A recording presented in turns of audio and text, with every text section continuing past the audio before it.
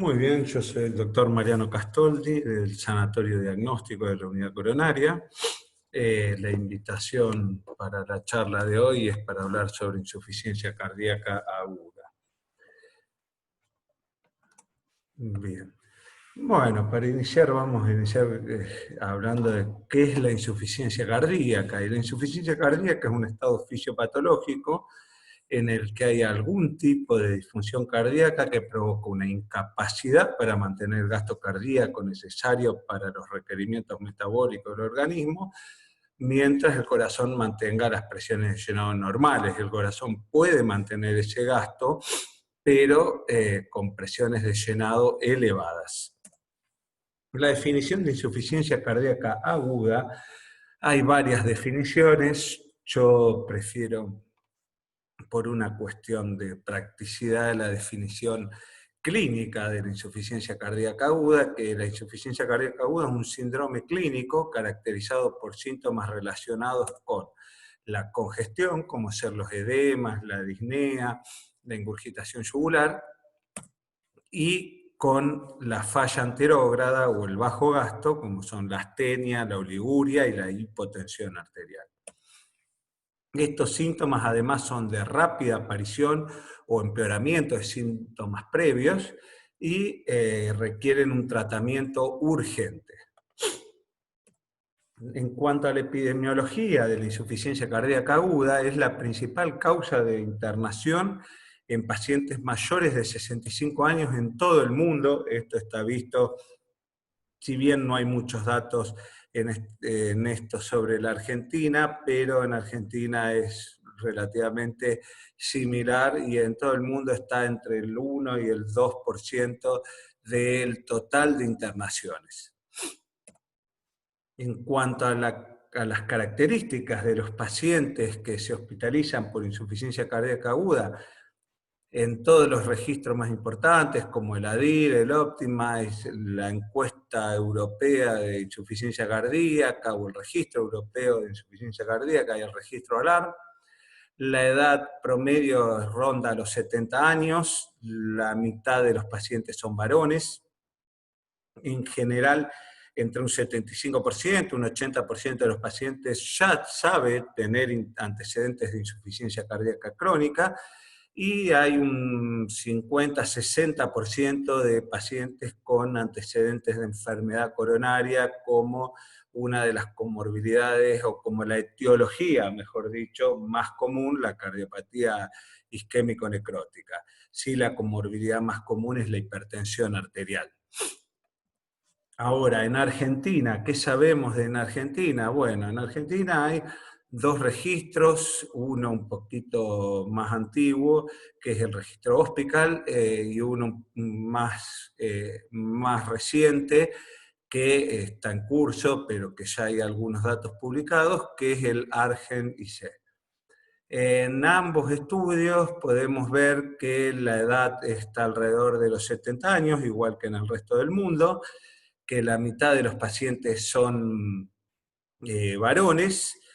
que el diagnóstico previo de insuficiencia cardíaca está en alrededor de un 80% de los pacientes, que la comorbilidad más frecuente es la hipertensión arterial, y como etiología, el antecedente de enfermedad coronaria en Argentina es bastante menor a lo que es en el resto del mundo, probablemente a que los pacientes no estén siendo estudiados de la misma forma que en el resto del mundo. No impresiona ser que en Argentina vaya a haber menos enfermedad coronaria. Lo que más probable es que esté subutilizado los métodos de diagnóstico de enfermedad coronaria en estos pacientes. En cuanto al pronóstico de los pacientes, en los registros, todos los registros europeos y el ADIR, que es el registro americano, la mortalidad hospitalaria de la insuficiencia cardíaca aguda está alrededor del 4 o 5%, y la mortalidad a los 30 días y a los 90 días ya llega al 10%, llegando prácticamente al 40% de la mortalidad al año, con una tasa de rehospitalización que a los 3 meses está rondando el 30%. En Argentina, según los datos del registro Hospital, son bastante similar, una mortalidad que está alrededor del 10% cuando está llegando al año, y con una tasa de rehospitalizaciones también cercana al 40% al año. Así es que, en resumen, podemos decir que cuando un paciente se hospitaliza por insuficiencia cardíaca, tiene una tasa de mortalidad hospitalaria alrededor de un 4 o 5%, pero que esa mortalidad a los 30 días ya se aproxima al 10%, mientras que al año la mortalidad está cercana a un 20-30%, con una tasa de reinternación de aproximadamente un 40% al año. Y a los 5 años la mortalidad está alrededor de un 40 a un 50%. En cuanto a la fisiopatología de la insuficiencia cardíaca aguda, hay múltiples comorbilidades cardiovasculares y no cardiovasculares que pueden precipitar la aparición de la insuficiencia cardíaca aguda. En general las podemos dividir por un aumento de la poscarga, un aumento de la precarga, un deterioro súbito de la función sistólica ventricular, o estados de insuficiencia circulatoria similar a estados de elevado gasto, como casos de anemia, infecciones, sobre todo infecciones respiratorias o urinarias, o los casos de tirotoxicosis.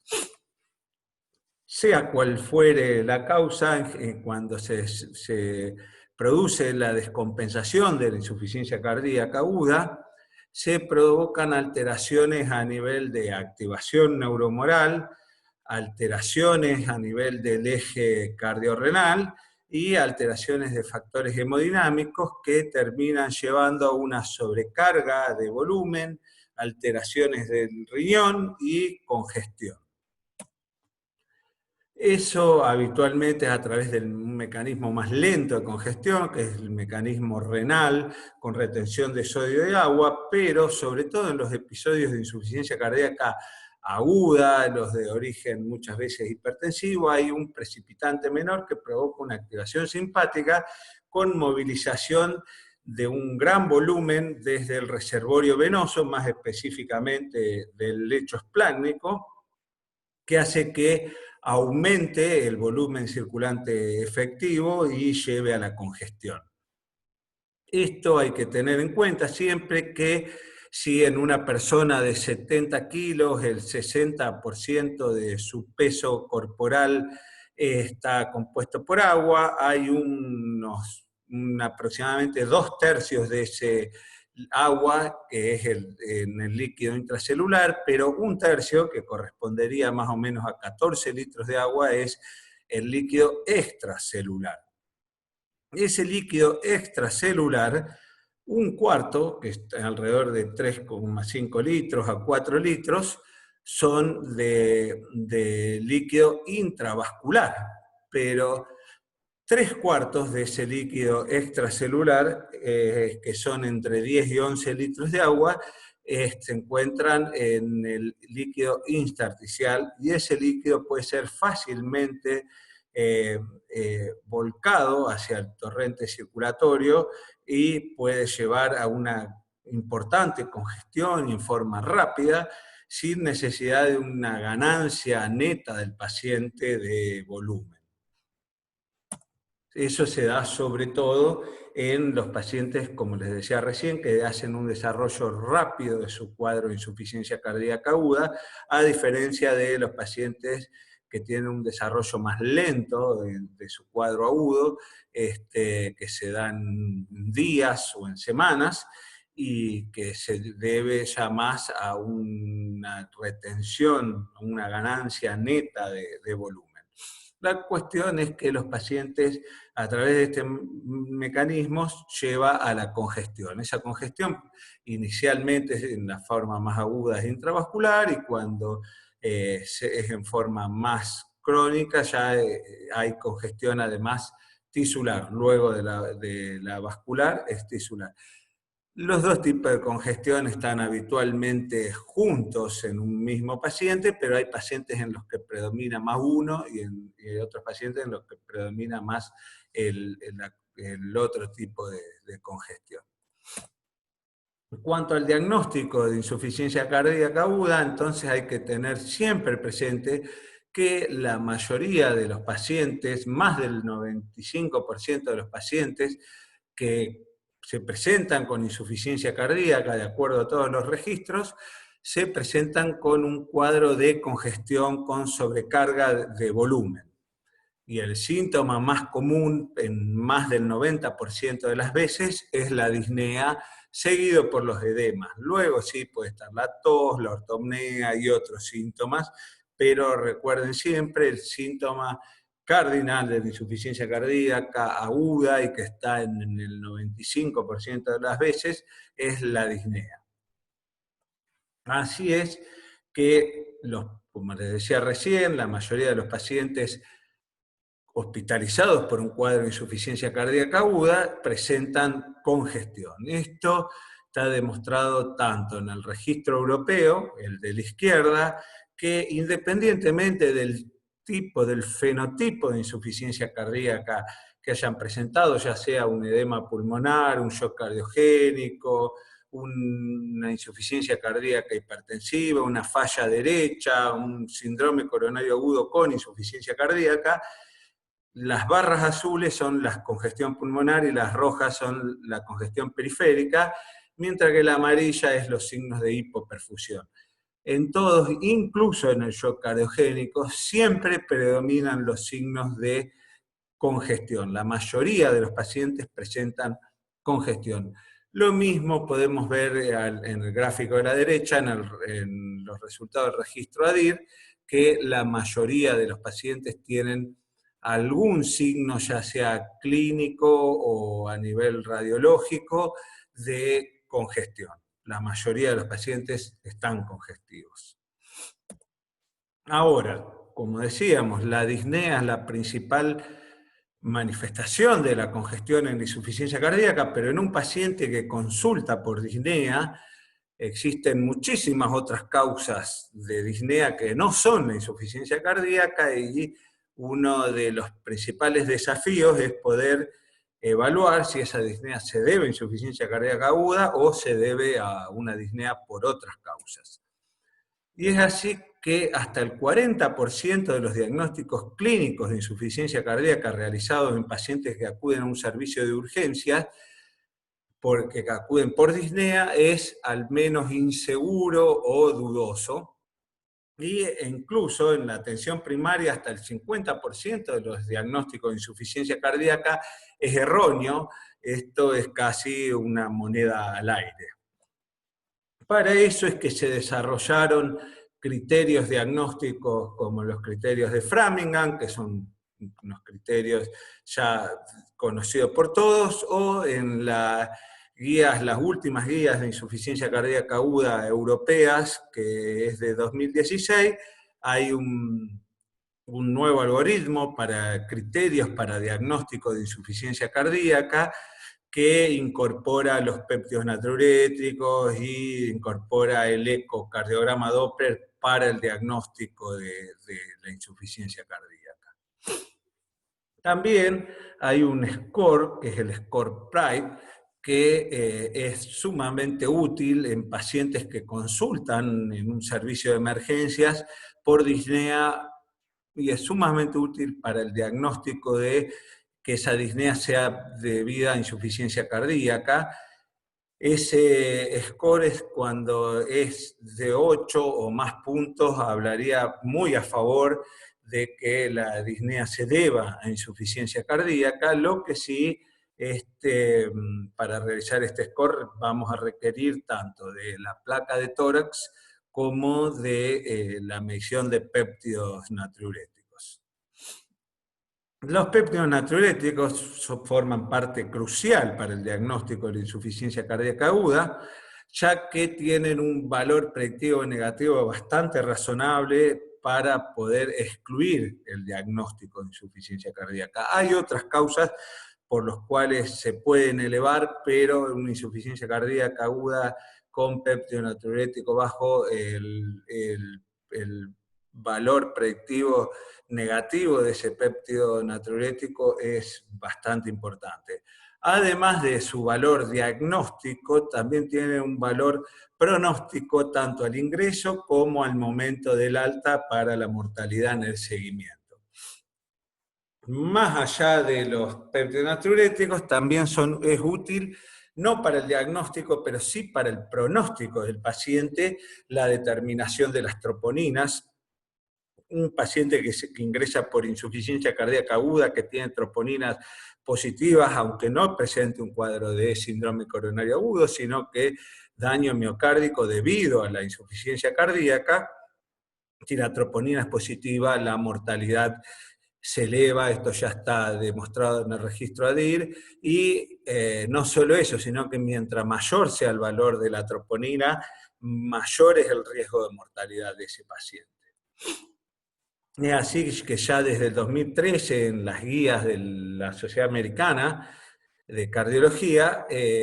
ya se recomiendan los péptidos natriuréticos tanto para el diagnóstico de insuficiencia cardíaca aguda como clase 1 con nivel de evidencia A, como para el pronóstico, y la medición de troponinas, de biomarcadores de injuria miocárdica, también para estratificar el riesgo de los pacientes, para el pronóstico,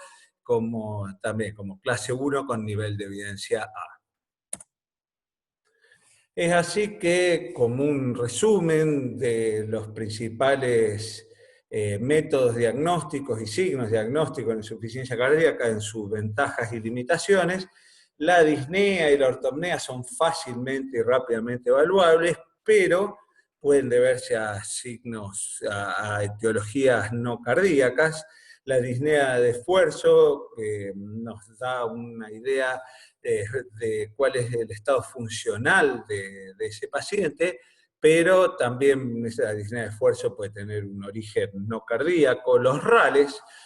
crepitantes del paciente son rápidamente evaluables, pero no son ni sensibles ni específicos para congestión. La ingurgitación yugular tiene una sensibilidad y una especificidad bastante aceptable, bastante buena, la ingurgitación yugular en la insuficiencia cardíaca aguda, pero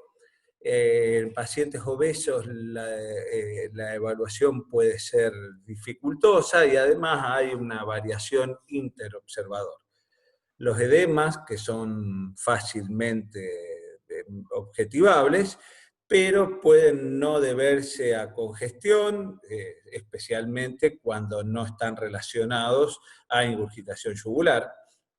Las variaciones del peso, que es una medida fácilmente objetivable en los pacientes, pero también pueden deberse a otras causas, e incluso el paciente puede presentar un cuadro de descompensación aguda, de insuficiencia cardíaca, un cuadro brusco, sobre todo en una crisis hipertensiva, por ejemplo, y no manifestar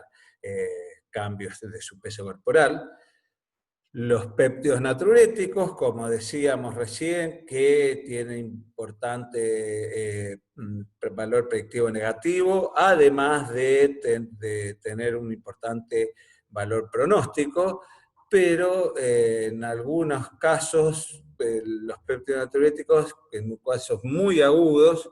pueden no elevarse o pueden estar elevados en otros pacientes que no presenten insuficiencia cardíaca aguda, sino en casos de enfermedad renal o cirrosis. La radiografía de tórax, que no es específica ni sensible, y el ecodoppler, que es otro método para usar, que tiene la ventaja que involucra tecnología y ayuda todavía más al diagnóstico, pero requiere obviamente de un entrenamiento y del equipo especializado. En cuanto a los criterios,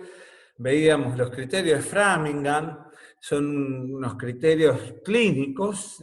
basados en signos clínicos que son ampliamente usados y están bastante bien validados, pero tienen poca sensibilidad específicamente en cuadros tempranos de insuficiencia cardíaca aguda, mientras que los criterios de la Sociedad Europea del 2016 tienen la ventaja de que a signos y síntomas clínicos agregan la evaluación con péptidos natriuréticos y con técnicas de imagen, lo cual da una mayor sensibilidad y una mayor especificidad para la evaluación de los pacientes. Una vez que el paciente ya lo tenemos en unidad coronaria, ya está presentado y está diagnosticado con insuficiencia cardíaca, debemos evaluarlo diariamente al paciente con un examen clínico, con signos vitales, evaluación específicamente de los síntomas y signos de congestión y de perfusión tisular, el peso, el balance hídrico, al menos durante los primeros días, mientras se encuentra con requerimiento de oxigenoterapia suplementaria, debemos evaluar diariamente la saturación, evaluar al menos mientras se encuentre en la unidad coronaria el electrocardiograma, los biomarcadores, péptido natriurético y troponina al ingreso y el péptido natriurético previo al alta. El ecodoppler, apenas ingresa al paciente, cuanto antes debe tener un ecodoppler, ya que los resultados del ecodoppler nos van a dar información pronóstica y además nos pueden identificar la etiología y ser muy útiles en cuanto a la estrategia de diagnóstico y tratamiento que vamos a tener para ese paciente, puede estar muy determinada por los resultados del ecodoppler. La función renal la debemos evaluar diariamente debido a los tratamientos que vamos a usar, y la placa de tórax, que debemos tener del ingreso al menos una radiografía de tórax cuanto antes se presente el paciente. Ahora, fuera de toda esa evaluación de monitoreo no invasivo, el monitoreo invasivo a través del catéter de Swan-Ganz, en general, esto ya ha sido demostrado que la adición del Swan, de la medición de presiones a través del catéter de arteria pulmonar en pacientes que están hospitalizados por un cuadro de insuficiencia cardíaca, no mejora, no cambia la mortalidad ni la rehospitalización en el seguimiento hasta 6 meses posteriores del paciente. Esto puede tener alguna crítica, que en general la mayor crítica es que dicen que el paciente que fue incluido en este tipo de estudios es porque al médico le daba lo mismo que sea randomizado al SWAN o a seguimiento solamente con datos clínicos, y que a los pacientes que sí o sí requerían un SWAN, el cardiólogo que lo seguía no lo hubiese randomizado en el estudio ESCAPE. Está bien, es cierto. Otra crítica que le hacen es que no es que la información que otorga el catéter de Swan no sea útil, sino que no hay una terapia específica que uno pueda aplicar según la información que nos da el Swan. También puede ser, pero la evidencia que tenemos hasta hoy es que, al menos en forma rutinaria, no estaría indicado para el tratamiento y el monitoreo de la insuficiencia cardíaca aguda, por los resultados del estudio ESCAPE, como por los resultados de los metaanálisis de diferentes estudios con catéter de Swan-Ganz, en los cuales incluso está incluido el estudio ESCAPE, que es el más importante en este contexto. Sí, el catéter de Swan estaría indicado para diferenciar un mecanismo cardiogénico de uno no cardiogénico en pacientes que estamos con esa duda, con cuadros mixtos, o pacientes que luego de su diagnóstico se inicia su tratamiento acorde y que no tiene respuesta al tratamiento, también podría estar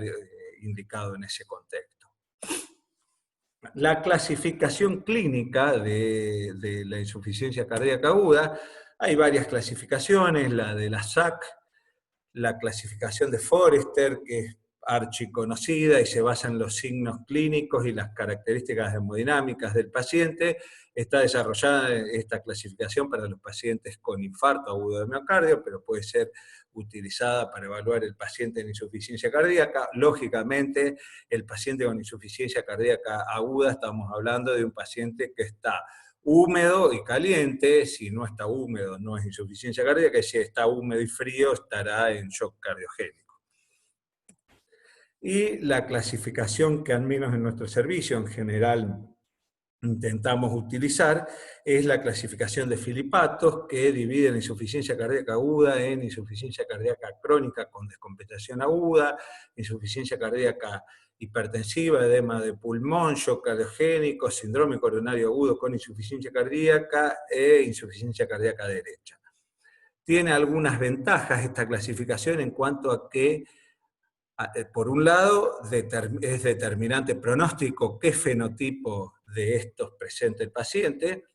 y además orienta la estrategia terapéutica. Otra cosa que hay que tener en cuenta es que estos tipos de fenotipos pueden estar superpuestos uno con el otro. Un paciente puede tener un edema agudo de pulmón hipertensivo o una insuficiencia cardíaca crónica con descompensación aguda en shock cardiogénico. El gráfico muestra cómo se pueden superponer una con otra, pero en general hay un tipo que es el predominante. Y decía, esta clasificación tiene además la ventaja de ser un determinante pronóstico y guiar la estrategia diagnóstica y terapéutica. Y cómo determina el pronóstico está bastante claro, acá ya lo muestra la encuesta europea y el registro europeo de insuficiencia cardíaca. Como pueden ver, la que peor pronóstico tiene en cuanto a mortalidad en ambos es por mucho el shock cardiogénico. La que mejor pronóstico tiene en mortalidad es la insuficiencia cardíaca hipertensiva. En el medio están las otras, como lo pueden ver. Y esto mismo lo pudimos replicar en nuestro centro ya hace un par de años atrás. La doctora Braida ha presentado este trabajo en el Congreso de FAC, donde se veía un resultado bastante similar a los de los registros europeos. Por todo esto podemos decir que ante un paciente que ingresa por un cuadro de insuficiencia cardíaca a nuestro servicio,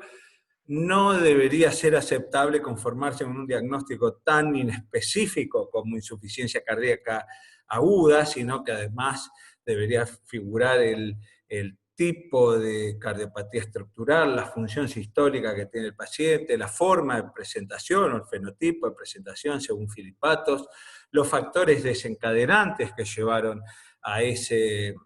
episodio de insuficiencia cardíaca aguda, entre otros que son determinantes y muy, muy importantes en cuanto a nuestra estrategia de tratamiento y diagnóstico posterior. En cuanto al tratamiento, esta es una regla que uno debe tener presente siempre que va a atender un paciente con insuficiencia cardíaca aguda. Y es un poco homologarlo a lo que es el síndrome coronario agudo. A mí me gusta decir que, así como en el miocardio, en el síndrome coronario agudo, el tiempo es miocardio, en la insuficiencia cardíaca aguda, el tiempo es daño tisular a nivel de activación de la inflamación, daño a nivel renal, cerebral, hepático, pulmonar, del tubo digestivo y cardíaco. Y la lenta corrección de los parámetros como la oxigenación y la perfusión tisular puede llevar a complicaciones, las cuales terminarán dominando el cuadro clínico, ya sea por una insuficiencia renal aguda, por daño cerebral, por daño hepático, daño miocárdico, que terminarán siendo incluso hasta más graves que la misma descompensación inicial de la insuficiencia cardíaca. Por eso es muy importante que, así como en un infarto de miocardio, uno debe actuar rápidamente en una insuficiencia cardíaca aguda también, y es como en la definición misma lo dice, requiere un tratamiento urgente. Para las metas de tratamiento, en las últimas guías 2016 de la Sociedad Europea de Cardiología define para la insuficiencia cardíaca aguda como metas optimizar los signos y síntomas, optimizar los parámetros hemodinámicos, los datos de laboratorio, los resultados clínicos y optimizar la adherencia y disminuir las complicaciones del tratamiento de la insuficiencia cardíaca. Para el momento agudo las podemos resumir en aliviar los síntomas, mantener una saturación de oxígeno por encima del 95% y mantener una presión arterial sistólica por encima de 90 milímetros de mercurio.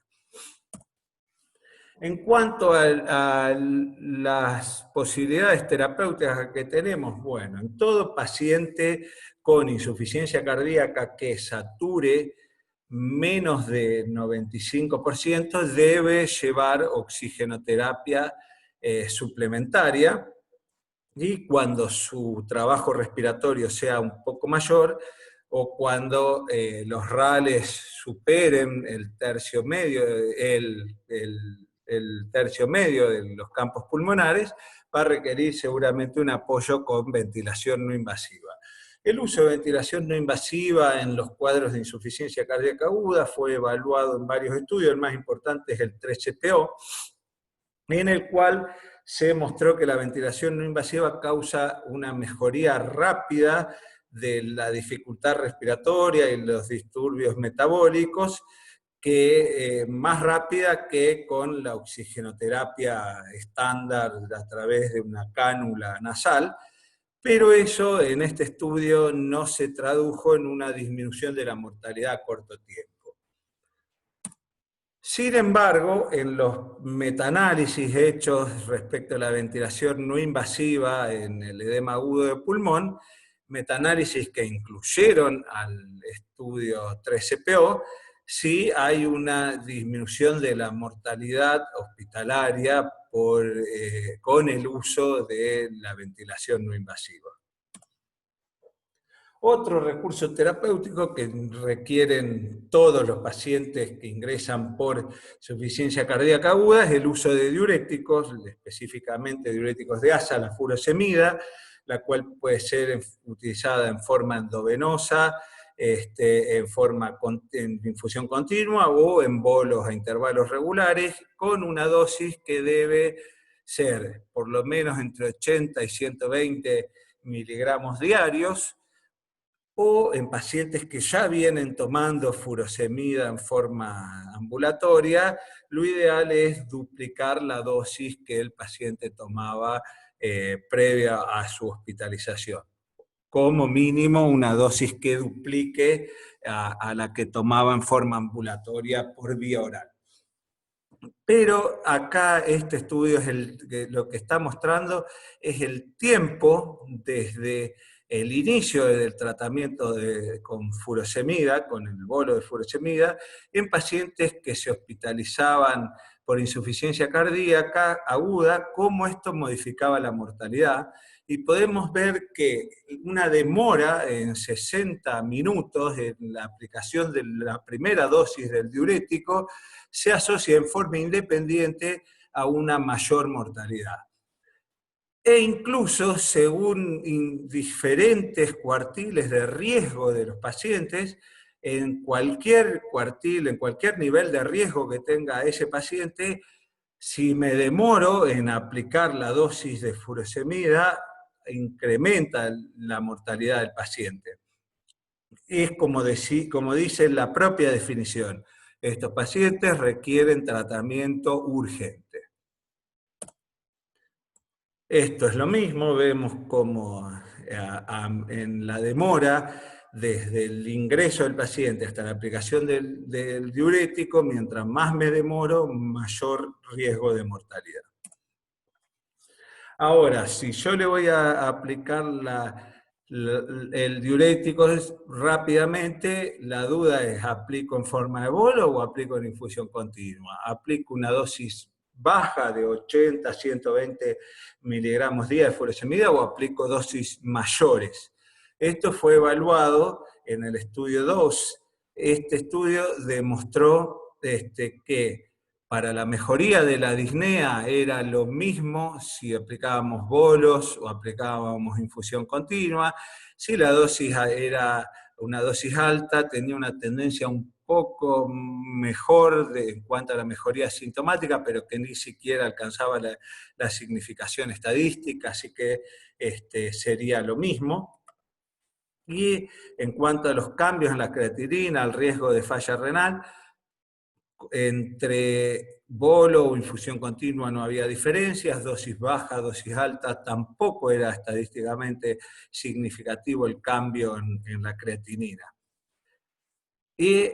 lo mismo para cualquiera de esos grupos, el endpoint final, compuesto por muerte, rehospitalización o nueva visita a la sala de emergencia en los 2 meses posteriores, tampoco había diferencia si se aplicaba en forma de bolo, en infusión continua, dosis alta o dosis baja. Podemos concluir que no importa la forma en que se lo aplique, si es por bolo o por infusión continua, si se lo aplico con una dosis alta o una dosis baja, lo que sí es muy importante es que se lo haga rápido. Muy bien. Los vasodilatadores mejoran la función del ventrículo izquierdo, mejoran la performance sin causar una mayor demanda de oxígeno, y esto ya se vio desde hace un tiempo, que con el nitroprusiato en pacientes con insuficiencia cardíaca avanzada, con bajo gasto, el uso de nitroprusiato se asociaba a una disminución de la mortalidad en el seguimiento de estos pacientes. Esto luego intentó ser replicado en el estudio NITRO. El estudio NITRO fue un estudio español en el cual no se vio, no se pudo replicar los resultados de este estudio. Sí, en este estudio se incluían pacientes con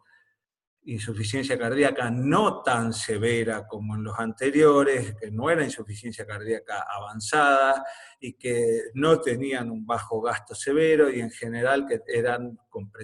presentaban presiones un poco más altas. En este tipo de pacientes no hubo diferencias en cuanto a la mortalidad en el seguimiento, ya se hayan aplicado nitratos vasodilatadores o no. Lo que sí se ve en el registro ALARM,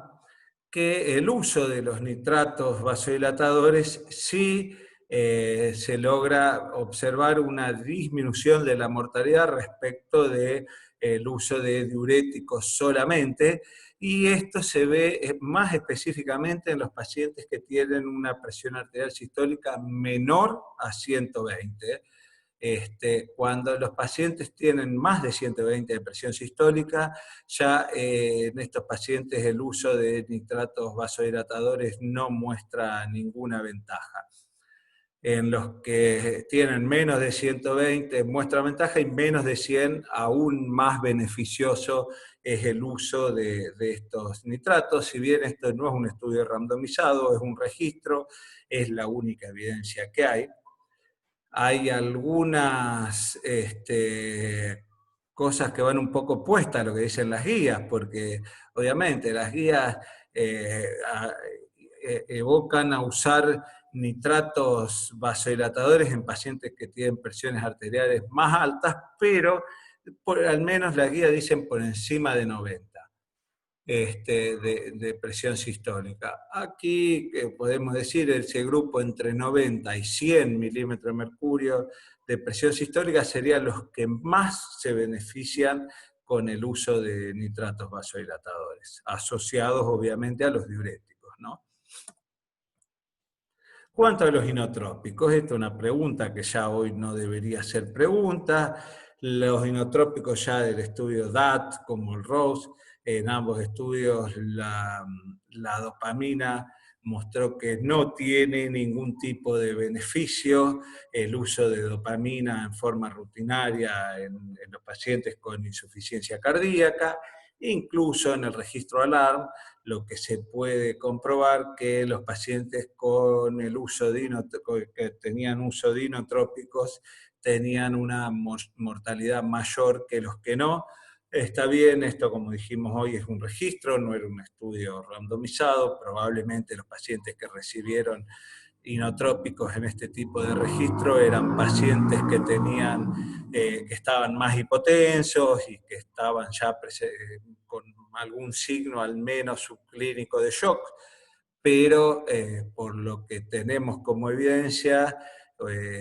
al menos beneficio no otorgan y en el registro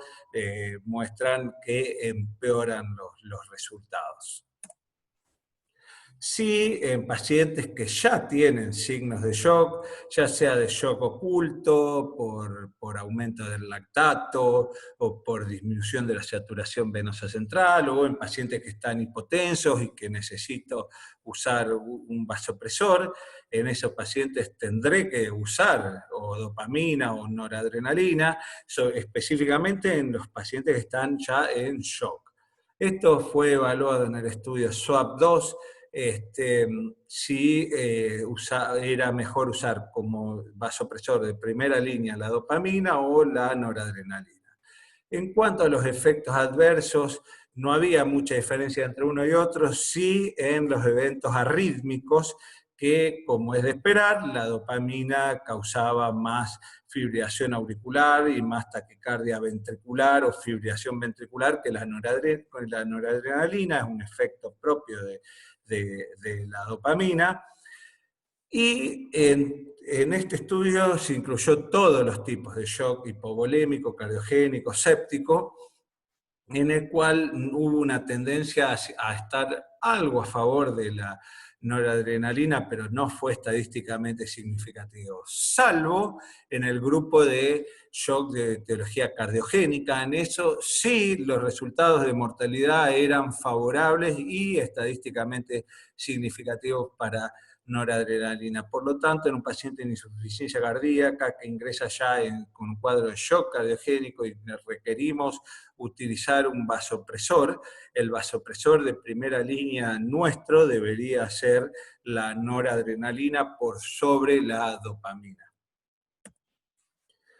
Otro fármaco inotrópico es el levosimendan. El levosimendan es un sensibilizador del calcio que actúa por un mecanismo diferente que la dopamina y la dobutamina, que no se ve afectado incluso por los betabloqueantes, por el uso previo de betabloqueantes, y sería algo más a favor para el levosimendan, y que además su efecto se mantiene durante varios días luego de su administración. Y esto fue evaluado en varios estudios. Uno de ellos es el Ruslan. El estudio Ruslan evaluó el levosimendan contra placebo en pacientes que presentaban falla de bomba en los 5 días posteriores a un infarto, sería insuficiencia cardíaca en el contexto de un síndrome coronario agudo, y lo que se pudo ver es una disminución significativa de la mortalidad con el uso de levosimendan en estos pacientes. En el estudio LIDO comparó el uso de levosimendan contra dobutamina en pacientes con insuficiencia cardíaca con bajo gasto severo, y lo que también se logró demostrar, una disminución de la mortalidad, incluso en el seguimiento hasta los 180 días, respecto del uso de dopamina. En el estudio SURVIVE se intentó replicar los resultados del LIDO, donde no se observó ninguna diferencia entre levosimendan y dobutamina, pero en este estudio se incluía un grupo más heterogéneo de pacientes, no todos con bajo gasto severo ni insuficiencia cardíaca tan severa. Por lo tanto, uno podría concluir que el levosimendan sí tendría su beneficio en pacientes con bajo gasto severo, con una función sistólica ventricular izquierda muy deteriorada, más especialmente en pacientes con insuficiencia cardíaca de etiología isquémico-necrótica. en pacientes con mejor función sistólica o que no son de etiologías isquémico-necróticas, ya su uso es bastante más cuestionable. Finalmente, para tratar de hacer un recuento de lo que hablamos hasta recién del tratamiento de la insuficiencia cardíaca aguda, podemos decir que la ventilación no invasiva, si bien en el 3-CPO no hubo diferencias, pero en los metaanálisis sí hablan a favor de en pacientes que están con RALes por encima del 1/3 de los campos pulmonares o con desaturación de oxígeno, el uso de ventilación no invasiva disminuye la mortalidad de los pacientes y la necesidad de intubación orotraqueal. Las estrategias de diuréticos, de furosemida, que podemos usar en bolo o en infusión continua, dosis más baja, dosis más alta, siempre duplicando la dosis habitual del paciente que ya venía tomando furosemida, pero que lo importante es que lo hagamos rápidamente. Los nitratos vasodilatadores, sobre todo en pacientes que tienen menos de 120 milímetros de mercurio de presión sistólica y más de 90, obviamente, han demostrado algunos beneficios a su favor, mientras que los inotrópicos en general han demostrado que empeoran el pronóstico, y de requerir un vasopresor, nuestro vasopresor de primera línea debería ser la noradrenalina. El levosimendan, como dijimos recién, en pacientes con un deterioro severo de la función sistólica ventricular izquierda, con un bajo gasto claro, y más específicamente si son de etiología isquémico-necrótica, esa es la población que más se va a beneficiar. Cuanto a la mirrinona, los inhibidores de fosfodiesterasa 3, los resultados no apoyan su uso. El neseritide y ularitide son fármacos que fueron testeados, son análogos del péptido natriurético. Los resultados no apoyan su uso, no han logrado demostrar beneficio en cuanto a mortalidad o rehospitalización de los pacientes. La serelaxina era un fármaco muy prometedor, pero en el estudio RELAX-2 no pudo demostrar beneficio el uso de serelaxina en insuficiencia cardíaca aguda. Lo mismo con tolvaptan en el estudio Everest, si bien el uso de tolvaptan se asoció a una mayor pérdida de peso y mejor volumen urinario, eso no se tradujo en disminución de la mortalidad o rehospitalización de los pacientes. Hay algunas vías alternativas de tratamiento para la insuficiencia cardíaca en estudio hasta el momento actual. Los inhibidores de cotransportador de sodio glucosa 2, la empaglifosina, que está actualmente con mucho uso y muy en el tapete para insuficiencia cardíaca crónica. En insuficiencia cardíaca aguda fue evaluada en el estudio EMPA-RESPONSE, el cual por el momento habla a favor de su uso en este contexto, falta todavía que termine de ser evaluada. La aquaféresis versus tratamiento con diuréticos endovenosos en pacientes con insuficiencia cardíaca que inicialmente era refractaria a los tratamientos. Este estudio inicialmente era un estudio que era positivo, el estudio AVOID, pero que se randomizó apenas un poco más del 25% de los pacientes que deberían ser incluidos, y luego el sponsor detuvo el estudio y por el momento no tenemos más resultados. Tenía una tendencia hacia la mejora, pero no tenemos resultados respecto de esto.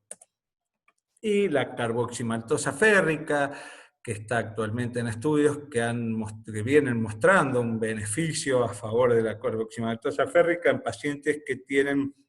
un déficit de hierro que no presentan anemia severa, pero con déficit de hierro. Finalmente, bueno, como veíamos y yo había comentado anteriormente, la clasificación de Filipatos nos va a orientar en cuanto a nuestra estrategia terapéutica, ya sea si es una insuficiencia cardíaca hipertensiva, trataremos de utilizar más vasodilatadores para tratar de mejorar la presión arterial y diuréticos en dosis baja, porque estos pacientes no tienen tanta retención de líquidos, sino que su congestión es más un problema redistributivo. El edema agudo de pulmón tendremos que usar vasodilatadores, BNI, diuréticos y en algún caso que está ya rozando el shock cardiogénico requerirá inotrópicos. En el síndrome coronario agudo con insuficiencia cardíaca, vasodilatadores y obviamente el estudio de las coronarias y la revascularización. En el shock cardiogénico tendremos que usar fluidos inotrópicos, ARM y obviamente el cateterismo para descartar su origen cardiogénico, su origen coronario. La insuficiencia cardíaca derecha, diuréticos, bastante menos vasodilatadores y se debe intentar evitar el BNI en estos pacientes. Una cosa importante, muy importante, es el momento del alta de un paciente con insuficiencia cardíaca aguda. Es muy importante que el paciente no presente signos ni síntomas de congestión al momento del alta. Esto fue evaluado tanto en el estudio Everest como en el estudio Astronaut. En ambos estudios, los pacientes que presentaban signos de congestión, muy específicamente BNP elevado también al momento del alta, como marcador de esa congestión, presentaban un peor pronóstico en su seguimiento, incluso hasta los 2 años, presentaban una mayor mortalidad. Por lo tanto, es muy importante que el paciente cuando se vaya de alta, se vaya en peso seco sin signos de congestión. Otra cosa también muy importante para el alta de estos pacientes es el tratamiento médico óptimo, es optimizar el tratamiento del paciente, específicamente en los que tienen un deterioro de su función sistólica, ya que la demora en el inicio del tratamiento completo de estos pacientes se traduce en una mayor mortalidad. Antes del alta uno debe al menos iniciar la titulación tanto de los IECA, ARA2 o ARNI, lo que elijamos para ese paciente, el inicio del tratamiento beta bloqueante y el inicio de los antagonistas al receptor de mineralocorticoides. Al menos iniciar el tratamiento para que luego termine de ser titulado por consultorio. Pero la demora en el inicio del tratamiento se traduce en mayor mortalidad en el seguimiento al año de